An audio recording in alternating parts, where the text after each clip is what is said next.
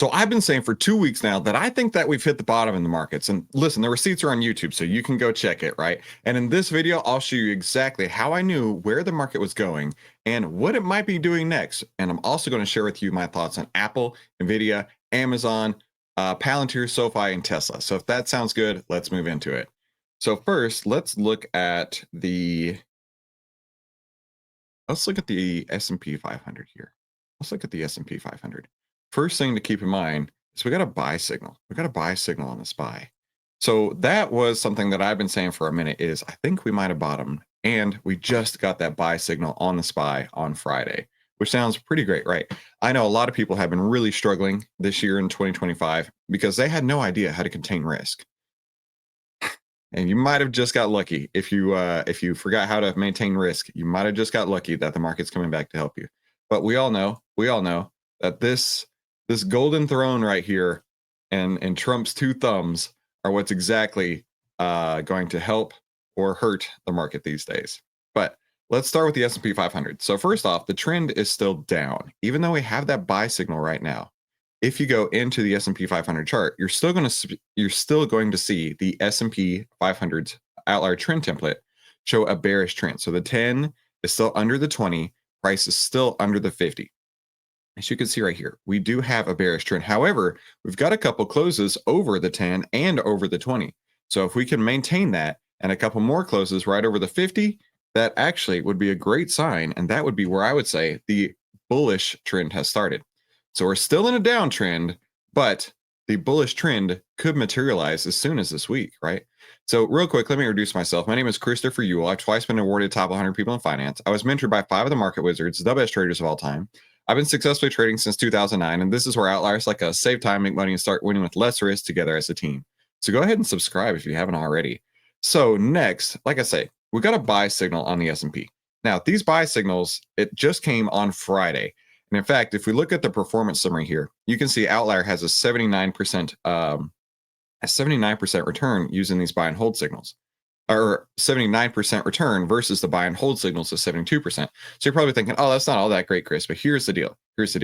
That's 79%. So it's outperforming the market, yet being in the market only 58% of the time, meaning greater returns, yet in the market only about half of the time. That means the capital efficiency, this value right here, is almost 2 times. That means for every day in the market, you're making nearly twice as much following the buy and hold signals with Outlier versus the buy and hold signals just on its own. So, and the average buy signal here is only 9 days, in the market at a time to make these kind of returns. So wanted to share that with you real quick. So we do have that buy signal that just pulled through. Next, market breadth has turned bullish. Now, it's not just turned a little bit bullish, it's turned really bullish really fast. So market breadth right here, what this measures is how many buy signals that we have in Outlier. And you can see it had been going down and down and down with a little pump right here, which is what I covered a couple weeks ago when I said that there was a short covering rally that was about to come through, which is exactly what we saw, right? So this change right here on March 17th was right here, right on this candle. And that's where I said, look for a short covering rally, which is exactly what we got for the next few days. And then when it crossed back under March 31st, this candle right here, that was your head, that was your warning to say, okay, we might be going right back down. And it's exactly what we did. Now, with this crossover here just a couple of days ago on April 15th, April 15th is this candle here. It did come down a little bit, but now we're moving back up. And I'm telling you, the market breadth inside of Outlier is such a leading indicator. You do not want to start trading unless you can see the market breadth going in your favor. So really, what is market breadth measuring? It's this right here. It's the market cycle. And you can see how cyclical it is, how cyclical market breadth is. The green line measures the number of stocks on our buy list. The red line is a crossover point using the 10 EMA. And here's the crazy part, right? You see this giant move up right here? We had 523 buy signals come through just on Friday. 523 buy signals. That's bonkers. and only 53 sell signals. So that's why you see this huge spike right here. Now, I actually think that this spike, while as great as it is, it might be short-lived. It might be short-lived. We might see a spike up and then a spike back down. So it may actually be a couple weeks before the market settles. But I think that what we're going to see is something like this. If I had to guess, and this is just Chris's guess, I think we could see something like this, where it starts moving up. We get over the 50. We get over the 10-20 crossover right here. We start putting on trades, and then it's going to bounce a couple times right around this 50 moving average as it flattens out. This is my guess. And then once it flattens out over the 50 period moving average, we'll have the other moving averages start crossing back over. And I think at that point, we might be off to the races. But here's the deal. We don't actually know the future. So because of that, we have to make sure we're trading risk first, right? Know how much you're willing to risk, not how much you can FOMO into anything, okay? So market breadth, being cyclical like this, I wanted to show this chart. I love this chart. One of our outliers made this, and it's so brilliant, right? Because it shows how people had, had so much thrill and euphoria at the top of the market, and then they got really complacent when things started to come down, and then all the anxiety, denial, panic, capitulation, anger set through, right? How many YouTubers have you been watching that have been freaking out, saying, "Oh, you gotta buy the dip, you gotta double down while things are going down," right? Whereas I've been saying for ages, get out of the way, sidestep this entire move. In fact, I just heard a YouTuber the other day finally gave up his Tesla position, right? He watched the 120% up move, 100% evaporate, right? This entire move right here had all of these characteristics, every bit of this. You don't have to do that. You can sidestep these type of moves. Right? So look for the 10 over the 20, price over the 50. And when they cross back down, that is an exit signal. There is no way. I wouldn't even buy this with your money if it has a bearish trend. Now, it actually looks like Tesla might be getting its bullish trend, but we're going to talk about Tesla more in just a little bit. So market breadth is starting to move up. Here's another thing. The S&P 500 fear is evaporating. So if we go back to the S&P 500, you'll see right here, it's starting to evaporate here. So this is a proprietary measurement inside of OVTLYR. This is the fear and greed of every single stock. Now, what's cool about this is this actually shows you the S&P 500 index itself. And then this shows you the average of everybody inside the S&P 500. So the index itself is moving up, and so is the average of everybody inside the S&P 500. That is pretty dang cool, isn't it?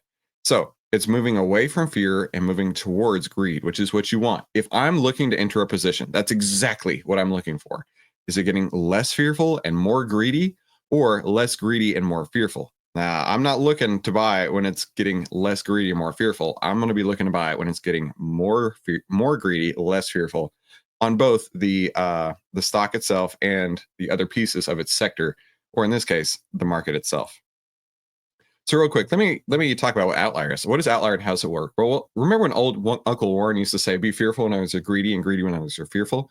OVTLYR shows you if investors are acting irrationally fearful or greedy, and by how much, allowing you to get into the stock before the OVTLYR move happens. And if you're ready to save time, make money, and start winning with less risk, be sure you head on over to OVTLYR.com, pick up the annual pass for just 82 cents a day.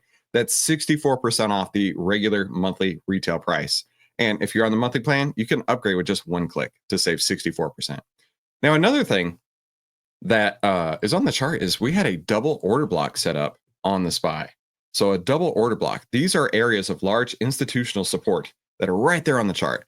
And the further back that they go, the stronger they are. And it's really interesting to look at this one here that came in February of 2024. The first time it hit this area, bounced right back up. The second time it hit this area, bounced right back up. And then we've created another order block right there. And that was another reason why I thought, hey, you know what? We've got a lot of support right here. Could be looking to bounce up. And that's exactly what we did. So another reason to say, I think that we still are looking to go up right now.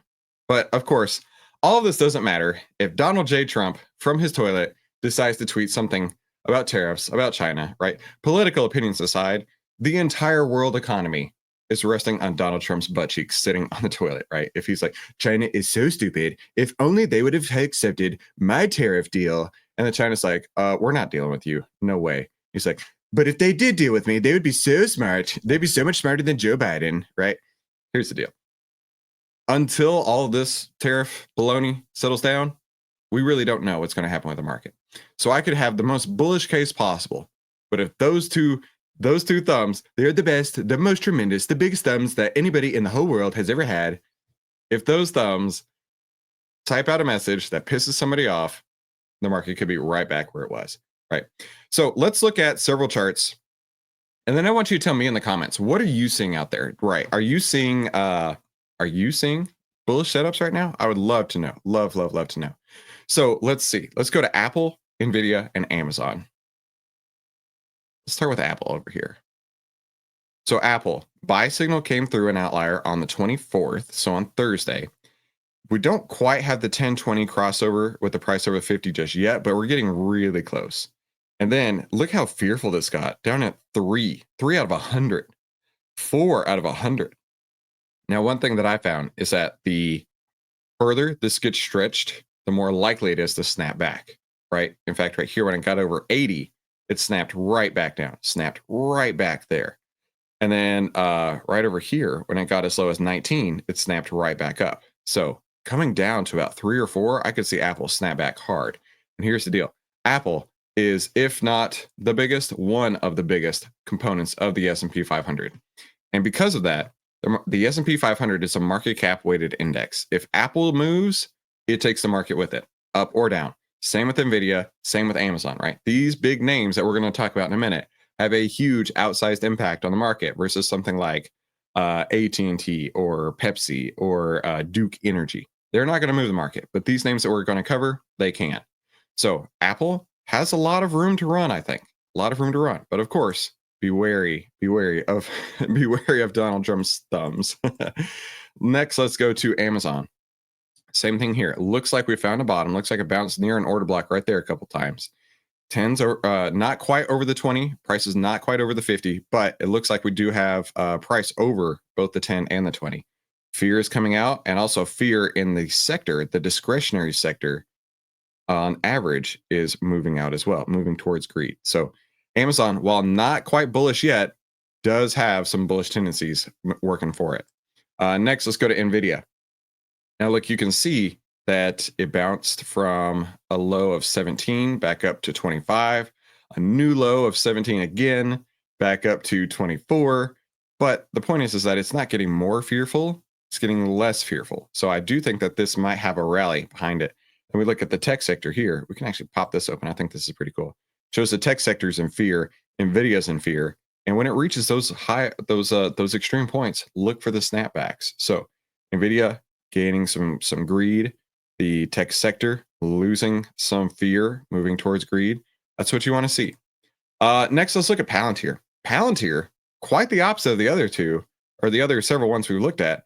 It's in a bullish trend. You've got your 10 over the 20, price over the 50, and it has a buy signal that just came on April 25th. And then if you look at the stocks, fear and greed, it actually had a little tiny bit of fear, but now it's moving on up. It's up around 46 right now. One of the highest values that I've seen, right? That much away from fear, moving towards greed. And you can see another example of these snapbacks, right? In fact, OVTLYR gave a sell signal literally 1 day before the top, 1 day before the top of Palantir's top right here, and then smash back down. And you can see just how greedy it got during that time, and only to snap back. So the tech sector, again, losing fear, moving towards greed. The stock itself, significantly less fearful than a lot that we've been looking at. SoFi just got a buy signal here on Wednesday, it looks like. Again, moving away from fear towards greed, and in the financials, same thing. And I'm telling you right now, OVTLYR would have saved your butt a lot on SoFi. In fact, let's zoom out just a little bit real quick. Yeah, this huge move right here, a lot of people expected to continue on, and it did not. In fact, if we look at the performance summary, OVTLYR shows returns of 95% versus buy and hold at 78, and being in the market only 41% of the time. So 41% of the time you're in. The other 59% of the time you can be putting your money at work as something else. So that capital efficiency is nearly 3x. So you're nearly making 3 times as much on your money by using these buy and sell signals as you would be just sitting on this the stock here. Let's look at the last one here, Tesla.